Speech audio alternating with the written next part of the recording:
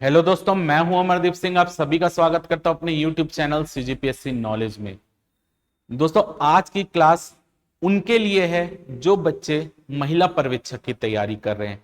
और महिला पर्यवेक्षक के अंतर्गत एक अधिनियम है, दहेज प्रतिषेध अधिनियम। उस अधिनियम का आज हम एमसीक्यू करने वाले हैं, क्योंकि ये अधिनियम आपके पेपर के पॉइंट ऑफ व्यू से इतना ज्यादा इंपॉर्टेंट अधिनियम है कि यहां से आपका जब भी महिला पर्यवेक्षक का पेपर हुआ है, यहां से एक या दो क्वेश्चन आपके एग्जाम में आई हैं। तो आज की क्लास में हम ये प्रयास करेंगे कि दहेज प्रतिषेध अधिनियम से जितने इंपॉर्टेंट क्वेश्चन आपके पेपर में आ सकते हैं उन सबको करने का हम प्रयास करेंगे। और पिछले जितने भी एग्जाम में दहेज प्रतिषेध अधिनियम से प्रश्न आए हैं वो सब हम आज की क्लास में कवर करेंगे। तो ये आपका एक रिवीजन के लिए ये वीडियो आपके लिए काफी ज्यादा मदद करेगा। ठीक है, तो ये वीडियो आपके रिस्पॉन्स जानने के लिए वीडियो है। अगर आपको ये वीडियो अच्छा लगेगा तो आप अगर कमेंट करेंगे, शेयर करेंगे, लाइक करेंगे तो उससे हमको ये समझ आएगा कि आपको ये वीडियो अच्छा लग रहा है और हमको आपके लिए और ऐसी क्लास लाने, क्योंकि अगर आपका रिस्पॉन्स अच्छा रहेगा तभी हम ऐसी क्लासेस आपके लिए कंटिन्यू कर पाएंगे। तो आपके रिस्पॉन्स के ऊपर डिपेंड करता है कि आप कैसा क्लास को रिस्पॉन्स देंगे, अब उसके अकॉर्डिंग हम आपके लिए और एमसीक्यू क्लास इसमें लाएंगे। तो अगर आपका रिस्पॉन्स अच्छा रहेगा तो महिला एवं बाल विकास पाठ का जो 20 नंबर का पोर्शन है उसकी एमसीक्यू सीरीज आपको यूट्यूब में मिलेगी, ताकि आप जो है अपने एग्जाम की तैयारी अच्छे से कर पाए।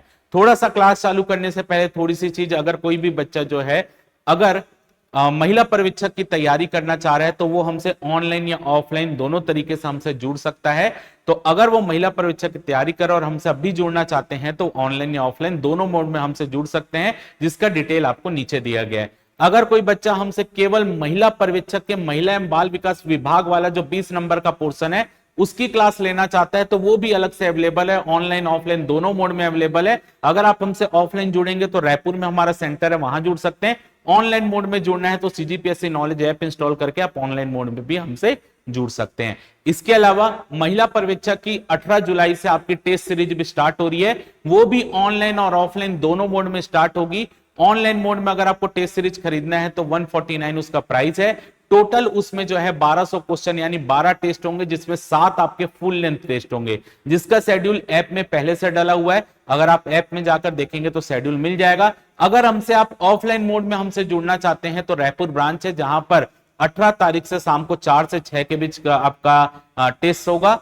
ऑफलाइन टेस्ट का प्राइस 299 रुपीस है, जबकि ऑनलाइन टेस्ट का प्राइस 149 रुपीस है। आपके ऊपर डिपेंड करता है आप कहां पे टेस्ट देना चाहते हैं। अगर आप हमसे जुड़ना चाहते हैं तो नीचे आपको डिटेल दिख रही होगी, आप वहां से हमसे जुड़ सकते हैं। और इंपॉर्टेंट चीज टेस्ट सीरीज के लिए, एक चीज आपके लिए इंपॉर्टेंट है कि टेस्ट सीरीज का आपको डिटेल सॉल्यूशन भी इस बार दिया जाएगा। जो भी टेस्ट होगा उसका डिटेल सॉल्यूशन आपको प्रोवाइड किया जाएगा, ताकि आप केवल आंसर ना पता करें बल्कि अपनी गलती और अपनी गलतियों को सुधार पाएं। इसी के लिए आपको डिटेल सॉल्यूशन भी इस बार दिया जाएगा। तो चलिए क्लास स्टार्ट करते हैं और देखते हैं सबसे पहला क्वेश्चन दहेज प्रतिषेध अधिनियम से रिलेटेड। तो सबसे पहला क्वेश्चन है यहां पर, दहेज प्रतिषेध अधिनियम में अपराध का संज्ञान किसके द्वारा लिया जाएगा।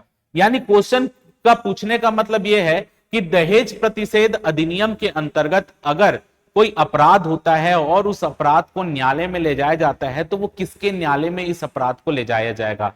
ऑप्शन दिया है मजिस्ट्रेट प्रथम श्रेणी, महानगर मजिस्ट्रेट, दोनों में से कोई भी, या सत्र न्यायालय। तो क्या आंसर होगा आप कमेंट सेक्शन में बताइएगा क्या आंसर होगा, ताकि हमको समझ आ पाए कि आप अच्छे से पढ़ रहे हैं। देखिए, दहेज प्रतिषेध अधिनियम के अंतर्गत कोई भी अपराध होता है तो अपराध को कहां पे पंजीकृत कराया जा सकता है, यानी कौन सा न्यायालय इसकी सुनवाई करेगा। तो देखिए, प्रथम श्रेणी का न्यायिक मजिस्ट्रेट, प्रथम श्रेणी का न्यायिक मजिस्ट्रेट ये भी सुनवाई कर सकता है। साथ ही साथ महानगर मजिस्ट्रेट भी इसकी सुनवाई कर सकता है। महानगर मजिस्ट्रेट भी क्या कर सकता है, इसकी सुनवाई कर सकता है। अब देखिए, महानगर मजिस्ट्रेट कहां पे बैठेंगे, जो मेट्रो सिटीज होती हैं वहां पर जो महानगर होते हैं वहां पे महानगर मजिस्ट्रेट का न्यायालय होता है। लेकिन जहां महानगर नहीं है वहां पर किसका न्यायालय होता है, प्रथम श्रेणी के न्यायिक मजिस्ट्रेट का न्यायालय होता है। इसी के लिए अपराधों का संज्ञान कौन लेगा, दोनों ले सकते हैं। जहां पे महानगर मजिस्ट्रेट नहीं बैठता वहां प्रथम श्रेणी का न्यायिक मजिस्ट्रेट संज्ञान लेगा, जहां महानगर मजिस्ट्रेट बैठता है वहां पे उसके न्यायालय में कंप्लेन होगी। तो इसका आंसर क्या होगा, दहेज प्रतिषेध अधिनियम में अपराध का संज्ञान किसके द्वारा लिया जाएगा, तो प्रथम श्रेणी के न्यायिक मजिस्ट्रेट भी ले सकता है, महानगर मजिस्ट्रेट भी ले सकते हैं। इसलिए इसका आंसर होगा ऑप्शन सी, दोनों में से कोई भी। चलिए अगला क्वेश्चन देखते हैं, क्वेश्चन नंबर 2। क्वेश्चन नंबर 2 है यहां पर, दहेज प्रतिषेध अधिनियम में धारा 3-4 के उल्लंघन में सबूत का भार किस पर है। अब देखिए धारा 3 क्या बोलती है दहेज प्रतिषेध अधिनियम की, अगर कोई व्यक्ति दहेज देता है या लेता है तो वो अपराधी है।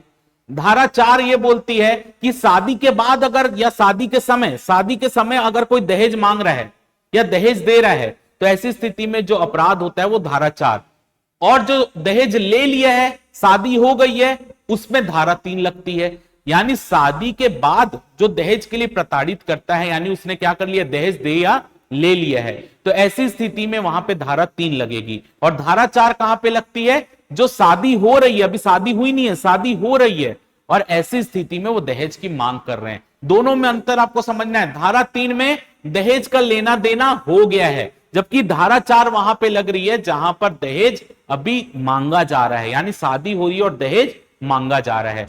तो यहां पर अगर कोई भी व्यक्ति दहेज मांगता है या देता है तो यहां पर अगर किसी के ऊपर केस होता है दहेज के लिए तो केस होने पर सबूत कौन पेश करेगा। तो देखिए अगर यहां पर मैं मान लेता हूं एक लड़की है और ये एक लड़का है, ठीक, लड़की ने लड़के वाले के ऊपर इल्जाम लगा दिया, लड़की ने क्या किया, लड़के वाले के ऊपर इल्जाम लगा दिया कि ये मेरे से दहेज मांग रहे हैं। अब ये केस चला गया प्रथम श्रेणी के न्यायिक मजिस्ट्रेट के पास, तो प्रथम श्रेणी का न्यायिक मजिस्ट्रेट किसको सबूत देने के लिए बोलेगा, लड़की को कि लड़के को। तो हमेशा याद रखिएगा दहेज प्रतिषेध अधिनियम के अंतर्गत जिसके ऊपर केस हुआ है, अगर लड़की ने लड़के के ऊपर केस किया है तो लड़के की जिम्मेदारी है कि वो ये सबूत पेश करे कि उसने दहेज नहीं लिया है। यानी सबूत का भार किसके ऊपर जाएगा, जिसके ऊपर केस किया गया है। केस करने वाले को कोई सबूत नहीं देना है, जिसके ऊपर केस किया गया है उसको सबूत देना पड़ेगा कि मैंने क्या है, दहेज नहीं मांगा है। तो यहां पर ये आपके महिला पर्यवेक्षक 2013 का क्वेश्चन है। ऑप्शन क्या है, व्यक्ति जिसने परिवाद किया, परिवाद का मतलब जिसने केस किया है, और दूसरा ऑप्शन है व्यक्ति जो मना करता उसने दहेज नहीं लिया।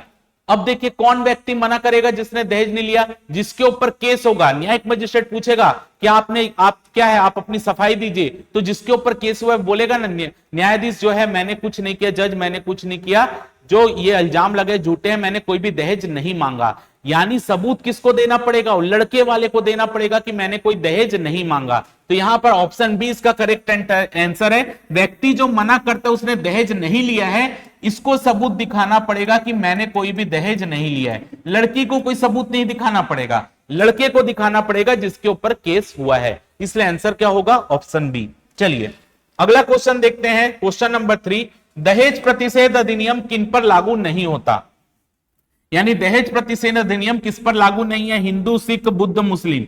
तो देखिए मुस्लिम में एक प्रथा होती है मेहर की प्रथा, तो मेहर की प्रथा को दहेज की प्रथा से अलग माना गया है, इसलिए जो है दहेज प्रतिषेध अधिनियम मुस्लिम में लागू नहीं होता। इसलिए इस क्वेश्चन का आंसर होगा ऑप्शन डी, मुस्लिम। चलिए अगला क्वेश्चन देख लेते हैं। अगला क्वेश्चन है क्वेश्चन नंबर 4।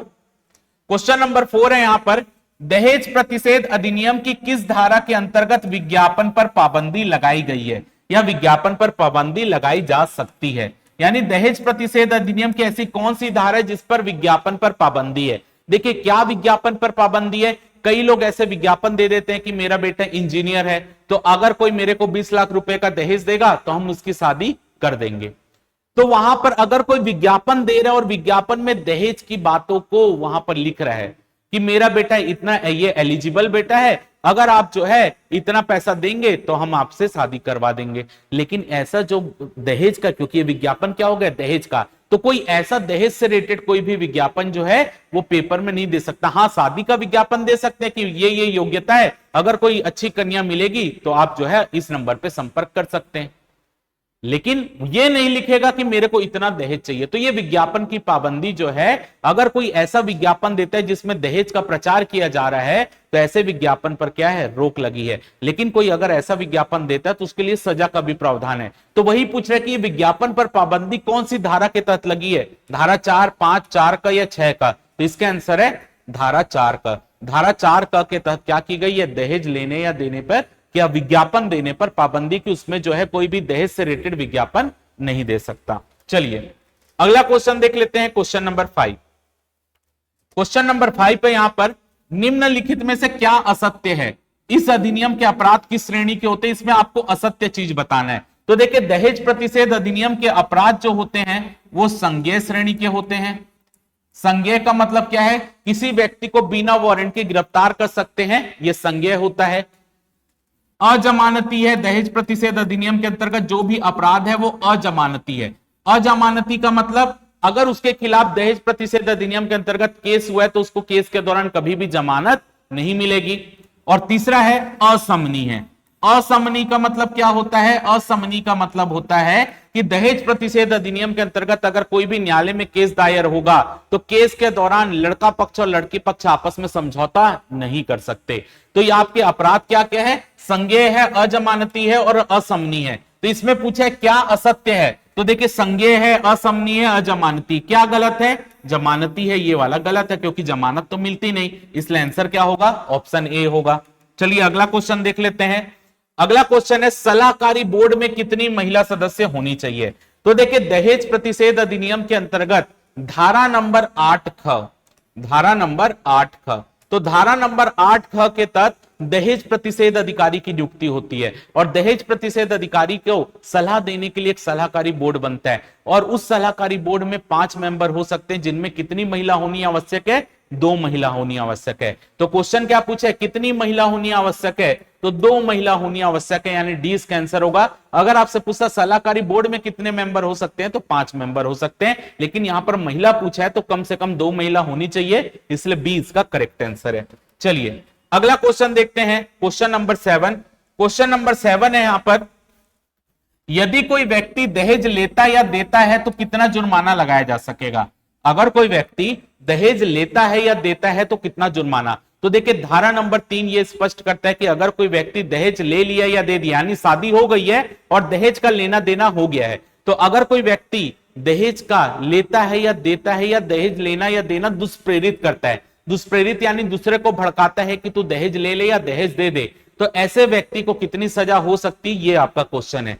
कम से कम 15,000 रुपए, 15,000 रुपए से दहेज के मूल्य तक, जो दहेज का मूल्य है वही जुर्माना होगा, या अधिकतम 15,000 से दहेज के मूल्य तक। तो याद रखिएगा कितना होता है, 15,000, न्यूनतम 15,000 रुपए और मैक्सिमम कितना, दहेज के मूल्य तक, यानी जितना दहेज लिया गया था उसके मूल्य तक क्या कर सकते हैं, जुर्माना लगा सकते हैं। तो आंसर क्या होगा, आंसर होगा ऑप्शन बी, 15,000 रुपए से दहेज के मूल्य तक। देखिए ऑप्शन डी अच्छे से पढ़िएगा, यहां पे लिखा है अधिकतम 15,000, अधिकतम 15,000 नहीं, न्यूनतम 15,000 लगेगा ही, कम से कम 15,000 लगेगा और मैक्सिमम उतना लग सकता है जितना उसने दहेज लिया था, जो दहेज का मूल्य होगा उतना। चलिए अगला क्वेश्चन देखते हैं, क्वेश्चन नंबर 8। क्वेश्चन नंबर 8 है दहेज प्रतिषेध अधिनियम में शास्ति क्या है, यानी दहेज प्रतिषेध अधिनियम में जुर्म क्या है। शास्ति का मतलब जुर्माना होता है, लेकिन क्वेश्चन का तात्पर्य यहां पर यह है कि दहेज प्रतिषेध अधिनियम के अंतर्गत जुर्म किसको माना जाएगा, यानी मुजरिम कौन होगा, दहेज देने वाला, लेने वाला, या दोनों, या इनमें से कोई नहीं। तो याद रखना, अभी मैंने आपको बोला, क्या बोला कि अगर कोई व्यक्ति दहेज देता है या दहेज लेता है या दहेज देना या लेने को दुष्प्रेरित करता है, दोनों ही अपराधी होंगे, या जो भड़काएगा वो भी अपराधी होगा। तो दहेज देना या लेना दोनों ही अपराध है, तो इसका आंसर होगा ऑप्शन सी, दहेज लेना या देना दोनों ही अपराध है। चलिए अगला क्वेश्चन देखते हैं, क्वेश्चन नंबर 9। क्वेश्चन नंबर 9 है, यहां पर दहेज शब्द को परिभाषित किया गया है, यानी इस अधिनियम की कौन सी धारा में दहेज शब्द को परिभाषित किया गया है। तो हर अधिनियम की धारा नंबर 2 ही होती है परिभाषा, जिसमें बताती है, और इसी अधिनियम की धारा नंबर 2 में दहेज की परिभाषा को बताया गया है, इसलिए इस क्वेश्चन का आंसर होगा ऑप्शन बी, धारा नंबर 2। चलिए अगला क्वेश्चन देखते हैं, क्वेश्चन नंबर 10। क्वेश्चन नंबर 10 है यहां पर, यदि कोई व्यक्ति दहेज लेने के लिए दुष्प्रेरित करता है तो कितनी सजा होगी। मैंने आपको बताया था धारा नंबर 3 के अंतर्गत अगर कोई व्यक्ति दहेज देता है या लेता है वो तो मुजरिम है, लेकिन अगर कोई दहेज लेने या देने के लिए किसी को दुष्प्रेरित करता है यानी भड़काता है, वो भी मुजरिम है। तो अगर कोई व्यक्ति किसी दूसरे व्यक्ति को भड़काता है दहेज देने या लेने के लिए तो उसको कितनी सजा होगी, ये पूछा है। अधिकतम 5 वर्ष, कम से कम 5 वर्ष, कोई सजा नहीं होगी, कम से कम 6 माह। तो इसका आंसर क्या होगा, कम से कम 5 वर्ष। याद रखिएगा, अगर कोई व्यक्ति दहेज देने या लेने के लिए किसी दूसरे व्यक्ति को भड़काता है तो उसको कम से कम 5 वर्ष की सजा होगी। बी इसका करेक्ट आंसर है। चलिए अगला क्वेश्चन देखते हैं, क्वेश्चन नंबर 11। क्वेश्चन नंबर 11 है यहां पर, निम्नलिखित में से कौन दहेज मांग सकता है? निम्नलिखित में से कौन दहेज मांग सकता है? माता पिता, संरक्षक, नातेदार या इनमें से कोई नहीं? तो देखिए यहां तो अधिनियम से स्पष्ट है कि कोई भी दहेज को ले या दे नहीं सकता, तो दहेज को तो कोई मांग ही नहीं सकता। तो ना तो माता पिता, ना संरक्षक, ना नातेदार, कोई दहेज को नहीं मांग सकता, इसलिए इसका डी आंसर होगा इनमें से कोई नहीं। चलिए अगला क्वेश्चन देखते हैं, क्वेश्चन नंबर 12। क्वेश्चन नंबर 12 है यहां पर, कोई विज्ञापन पर पाबंदी लगाया है फिर भी दहेज के लिए दिया जाता है तो उसके लिए क्या शास्ति होगी? यानी मैंने आपको बताया दहेज के लिए, दहेज को मांगने के लिए, दहेज के प्रचार के लिए कोई भी विज्ञापन नहीं दे सकता, लेकिन अगर कोई व्यक्ति फिर भी विज्ञापन देता है, तो अगर ऐसा व्यक्ति कोई विज्ञापन दे रहा है तो उसको कितनी सजा हो सकती है, ये आपसे क्वेश्चन है। 6 माह से 5 वर्ष, 6 माह से 3 वर्ष, 6 माह से 2 वर्ष या 6 माह से 6 वर्ष? तो याद रखिएगा, अगर कोई दहेज से रिलेटेड कोई विज्ञापन देता है तो उसको 6 महीने से 5 साल तक की सजा हो सकती है, यानी ऑप्शन ए इसका करेक्ट आंसर है। चलिए अगला क्वेश्चन देखते हैं। अगला क्वेश्चन है क्वेश्चन नंबर 13। 13वां क्वेश्चन है, दहेज प्रतिषेध अधिनियम में संज्ञान किस पर लिया जाएगा? यानी जो प्रथम श्रेणी का न्यायिक मजिस्ट्रेट या महानगर मजिस्ट्रेट संज्ञान लेता है, केस चालू करता है, तो वो कौन वहां पर केस लगा सकता है? पहला, सूचना पर, पुलिस रिपोर्ट पर, परिवाद पर या उपरोक्त सभी? तो देखिए अगर कोई प्रथम श्रेणी का न्यायिक मजिस्ट्रेट है, उसको कहीं से सूचना मिलती है कि यहां पर दहेज लेने या देने का काम हुआ है, तो वो चालू कर सकता है केस, बिल्कुल सही है।